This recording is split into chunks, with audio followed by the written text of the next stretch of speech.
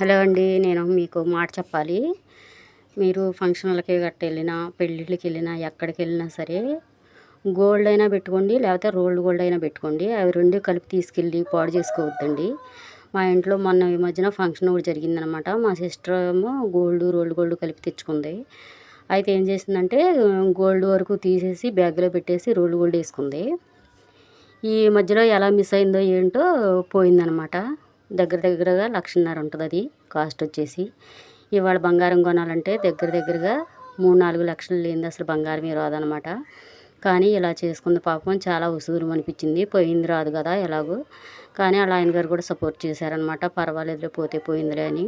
కాపోతే బాధ అనిపిత్తది కదా! ఈ రోజులల్లో బంగారం పోవటం అంటే మాటలు కాదు. ఎవరు ఫంక్షన్‌లకి వెళ్తున్నా సరే బంగారాలు ఉంటే బంగారమే పెట్టుకొని వెళ్ళండి. తీయటం, పెట్టటం తీసి చేయకండి. ఎందుకంటే ఇలా చేసినప్పుడు ఇంట్లో చాలామందికి గొడవలు అయ్యే ఛాన్స్ కూడా ఉందనమాట. అందరూ ఈజీగా వదిలేయలేరు కదా! అందుకని చెప్తున్నాననమాట. ఇలా చెప్పింది మీకు నచ్చితే మాత్రం ఒక లైక్ చేసి, షేర్ చేసి, కామెంట్ పెట్టండండి. అంటే ఇప్పుడు నేను చేసిన వీడియో మీకు నచ్చితే సబ్స్క్రైబ్ చేయండి. ఓకేనా? బాయ్ అండి.